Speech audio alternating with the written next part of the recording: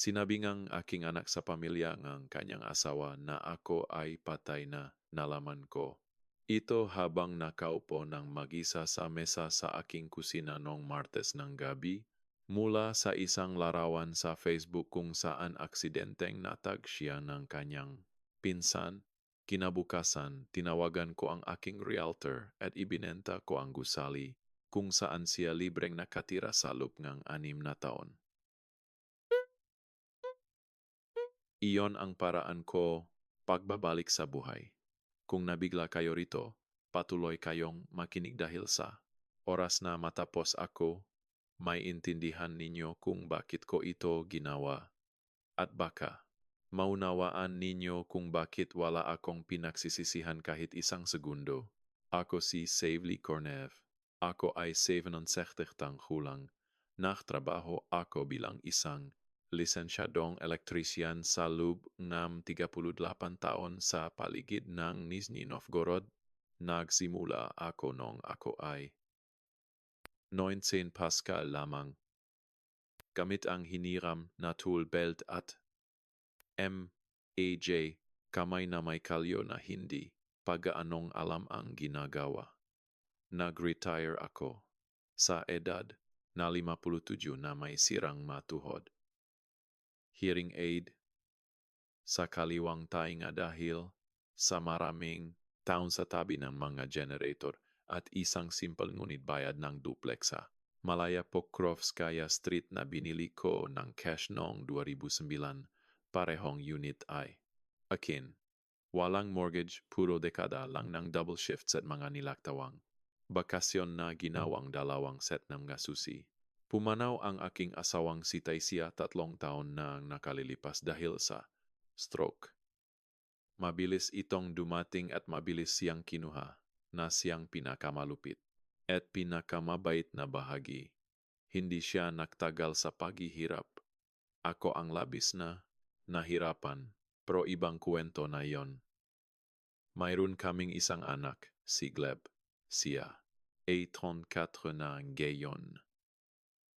Nagtatrabaho siya sa commercial real estate sa isang opisina sa sentrong lungsod na may tanawin ng Volga River. At kung manamit siya ay parang isang tao na hindi pa nakahawak ng anumang bagay na mas mabigat sa isang briefcase. Dati ay ipinagmamalaki ko iyon. Gusto kong maintindihan ninyo ang isang bagay bago ako magpatuloy. Hindi ako nahing perpektong ama. Sobra akong nagtrabaho. Marami akong nalaktawang palabas sa paralan. Hindi ako ang uri ng tatay na nagkukoach ng futbolo. Nagdadala sa fishing trips tuwing summer. Pero nandun ako. Sumisipot ako para sa hapunan gabi-gabi hanggat kaya ko. Idini-drive ko siya sa bawat job. Interview nung nasira ang kanyang kotse. Nung nakuha niya ang kanyang reel. Estate license, nagmaniho akong 40 minuto sa gitna ng bagyo nung niyebe para lang. Makasama niya sa testing center paglabas niya. Tumayo ako sa parking lot nung Enero na may hawak na plastic na baso ng pangit na kape at pinanood ko ang kanyang mukha nang lumabas siya sa mga pintong iyon. At ang hitsurang iyon, ang proud at gulat na mukha sulit ang bawat minutong ginaw ko. Mahal ko ang aking anak sa paraan ng pagmamahal ng mga lalaking katulad ko. Hindi sa salita, kundi sa presensya, sa pagpapakita na nandun ako. At ibinigay ko sa kanya ang isang bagay na mas malaki ang halaga sa akin kaysa sa sinabi ko sa kanya. Ang duplex sa Malaya Pokrovskaya. Ang unit sa ibaba, 2 kwarto, isang mayos na kusina. Isang franda sa likod na may maliit na bakuran. Sinabi ko sa kanya nung siya ay 29 at nagsisimula palang lumipat ka. Rito, walang upa, bumangon ka. Nakatira ako sa unit sa itaas. Inisip ko na magiging makapitbahay kami, baka maghapunan tuwing linggo. Baka nandun ako kapag dumating na ang maapo. Lumipat siya dala ang kanyang makahon muebles, at laptop. At sabi niya, Tatay, hindi ko alam kung paano kayo pasasalamatan dito. Niyakap niya ako sa driveway at naramdaman kong tapat siya. Niyakap ko siya nang mas matagal kaysa sa inaasahan niya dahil 8 buwan pa lang nawala si Taisia ngunit nag-aral pa lang akong mabuhay sa gitnang lahat ng katahimikang iyon. At ang pagtayo nga anak ko sa driveway at pagsasabing ang salamat ay parang isang matibay na bagay na pwede kong kapitan. Ang titulo ay nasa pangalan ko pa rin. Nun pa men, pinag-usapan naming ilipat ito pero parang laging hindi tama ang timing. At sa totoo lang, gusto kong malaman na ang papel na iyon ay may pangalan ko hindi para sa kontrol, kundi bilang patunay na may nabuo ako na ang 38 taon ko ng pagtatrabaho ay nagiwan ng marka sa mundo na pwede kong makita at mahawakan. Ang detalyeng ito ay magiging importante mamaya. Nakilala ko si Ilona sa unang pagkakataon maisa't kalahating taon matapos lumipat ni Gleb. Tinawagan niya ako isang linggo ngang umaga at ang boses niya ay may kakaibang sigla. Nakilala ko ang tuno na iyon kapag may magandang nangyari at inisip pa niya kung paano ito sasabihin. Tay, gusto ko pong makilala ninyo. Ang isang tao, Ilona ang pangalan niya. Importante siya sa akin. Sinabi ko sa kanya na dalhin siya rito kahit anong linggo. Magluluto ako sa Mangal Grill. Uminto siya. Sa restaurant na lang po tayo. Sa isang neutral na lugar. Hindi ko alam kung ano ang kailangang maging neutral sa pagpapakilala sa girlfriending anak ko sa sarili kong bakuran. Pero sabi ko sige, pumili siya ne lugar sa sentro ng presyo ne isang tasa ne tesa Ibir, EQs, rubles. Isinuot ko ang aking pinakamagandang flannel, ang dark green na itinago ko para sa maga. Espesyal na okasyon. At dumating ako ng 11 minutong maaga dahil ganon ako pinalaki.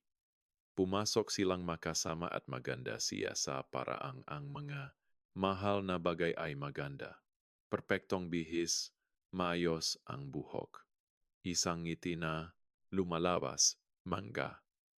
2 segundo matapos, mana, kanyang mangga mata. May ginawa ang kanyang mangga mata nang makita ako. Hindi naman masama. Eksakto. Higit na parang recalibration na parang may ibang sinabi sa kanya at ina-adjust na niya ang kanyang expectation sa harap ko mismo. Tumayo ako at iniabot ang aking kamay. Ilona, ikinagagalak ko. Inaasahan ko. Ito, sandali niya itong kinamayan. Gayun din po ako. Sabi niya. At naupo. Nakusap kaming nga 90 minuto. O sa madaling salita, kami ni Gleb ang nakusap. At si Ilona ay nakikinig ng may magalang ngunit tila malayo ang atensyon. Parang isang taong nakaupo sa isang presentation ng proyektong alam niyang hindi naman niya popondohan. Nang tanungin ko siya tungkol sa kanyang pamilya, binanggit niya na ang kanyang ama ay nagpapatakbo ang isang investment fund. Nang tanungin ko kung saan siya lumaki, sabi niya ay sa Alexandrovskaya Sloboda, ang elita na lugar. At sinabi niya ito sa paraang ang mga tao ay nagsasalitang mga bagay na alam nilang may bigat. Sinabi ko sa kanya na gumawa ako ng electrical work sa ilan sa mga bahay na iyon nun at ngumiti siya ng may parehong dua. Segundong huling ngiti at nagsabing napaka-interesante naman. Habang pauwi, sinabi ko sa sarili ko na masyado lang akong sensitibo na baka kinakabahan lang siya. Pero may nagbago sa mukha ni Gleb nung lunch na iyon.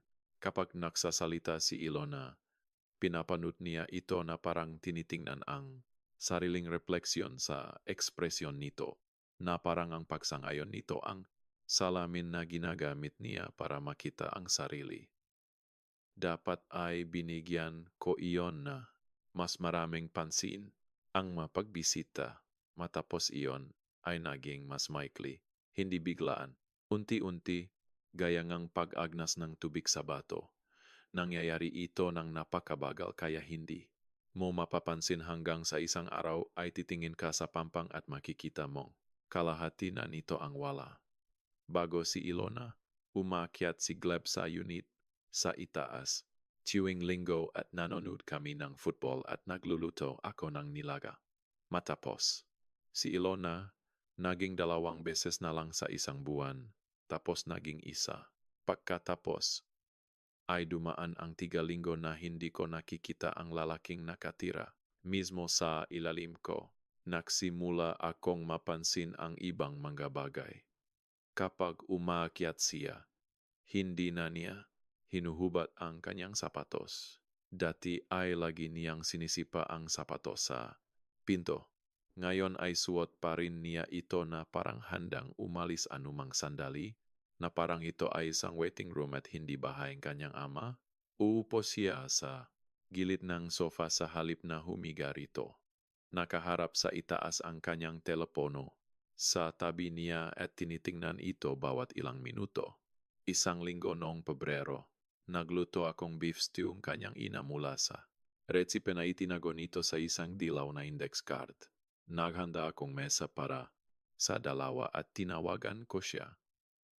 Witay, may plano na po kami kasama ang mga magulang ni Ilona ngayong gabi. Gusto po kaming dalhin ng tatay niya sa hapunan sa sentro.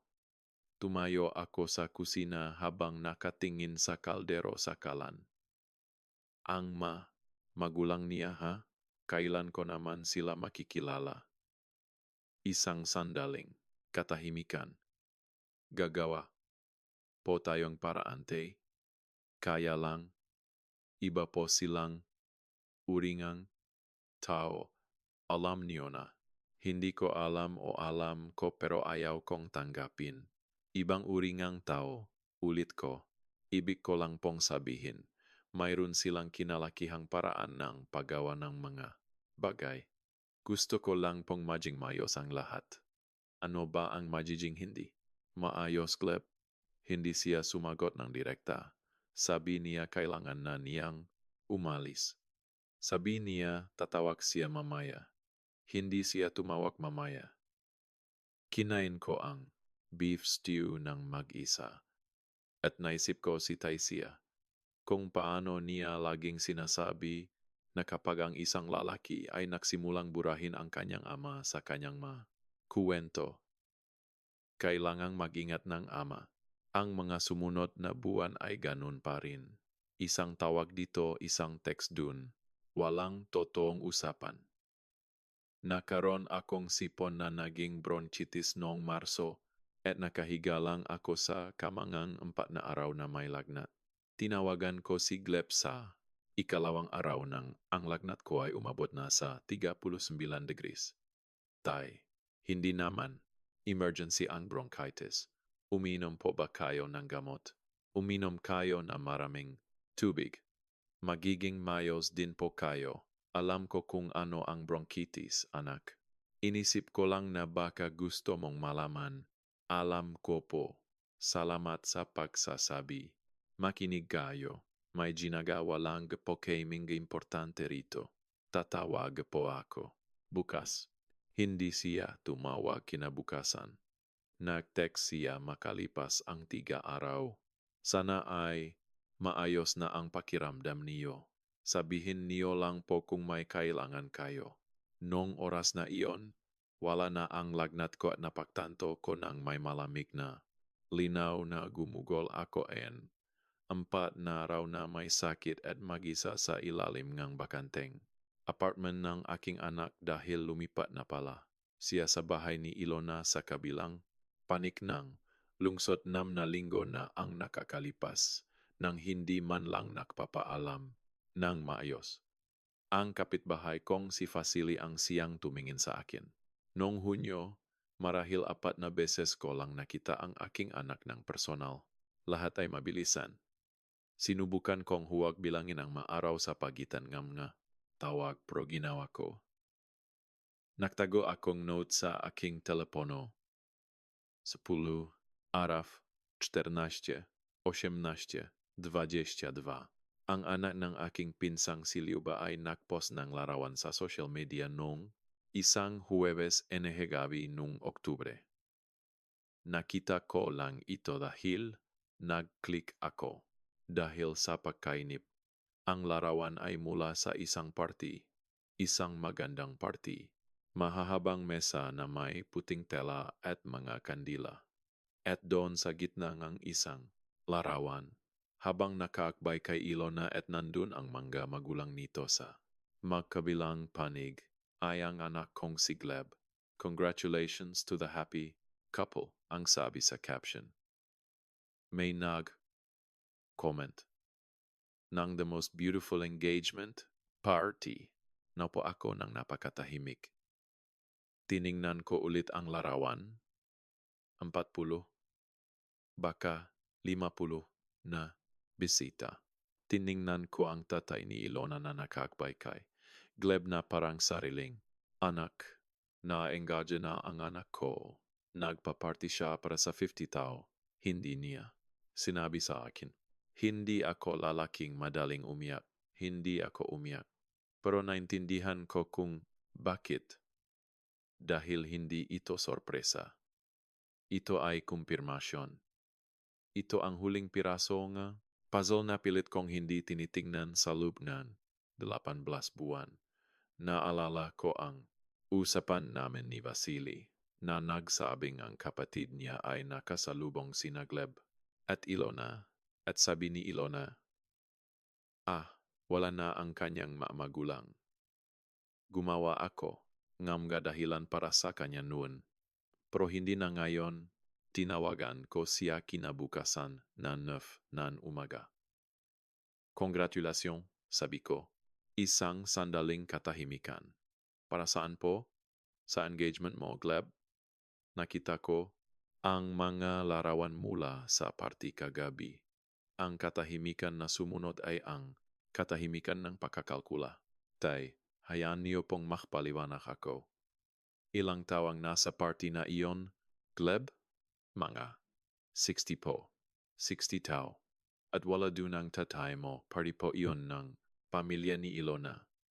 Sila po ang gumawa ng listahan ng bisita. Hiningi mo ba sa kanila na isama ako? Humingi ka ba ang kahit isang upuan para sa tatay mo? Komplikado po kasi, tay. Ang pamilya niya ay mayroong partikular na tinawagan niyang anak sa larawang iyon. Sinabi mo ba sa kanila na patay na? Ako? Ang katahimikan sa pagkataong ito ang pinakamahaba sa lahat. Hindi ko po. Sinabing patay na, sabi niya sa wakas. Hinuha lang po nila iyon. Hinayaan ko lang. Noong unang binanggit ni Ilona na gusto niyang makilala ang pamilya ko, sinabi ko na pumanaw na si nanay. At sabing nanay niya, so nag-iisa ka, Napal. At hindi ko na itinama. Hinayaan mong isipin nila na patay na ako. Ayaw ko lang pong mapunta sa mahabang usapan. Anong usapan, Gleb? Ano ba ang napaka-komplikado sa pagkakaroon ng isang tatay? Huminga siya ng malalim. Tay, kailangan niyo pong intindihin kung sino ang taong ito. Ang tatay niya ay nag-aral sa MGIMO, Elite University. Pumupunta sila sa Courchevel Luxury Resort. Nagsimula na po ako ng dehado. At kailangang ipaliwanag na ang tatay ko ay isang retiradong electrician mula sa isang working class district na nakatira sa itaas. Ngang isang paupahang unit. Ikinahiya mo ako. Ayaw ko lang pong maramdaman ninyo na hindi kayo kabilang doon. Hinayaan mong isipin nila na patay na ako para hindi mo kailangang mapahiya. Hindi siya sumagot. Ibinaba ko ang telepono at tiningnan ko ang aking mga kamay. 38 taon ngang electrical work. mapaklat ng paso, isang baluktot na daliri, balat na hindi, kailanman ganap na nalilinis. Naisip ko ang anak ko na nagpasya na ako ay isang pabigat. Naramdaman ko ang galit malinis malamig at tiyak sa anak ko na may pagpipilian bawat araw pero mas pinili ang pananahimik. Pumunta ako sa aparador at kinuha ang isang folder. Sa loob ay ang titulo ng Property para sa Malaya Pokrovskaya Street, No. 11. Owner, Savely Valterovich, Kornev. Ang tungkol sa pagiging invisible ay sa huli nakakalimutan ng mga tao na kaya mo pa ring kumilos. Tinawagan ko si Vasily. Tawagan mo ang bayaw mo, ang property broker.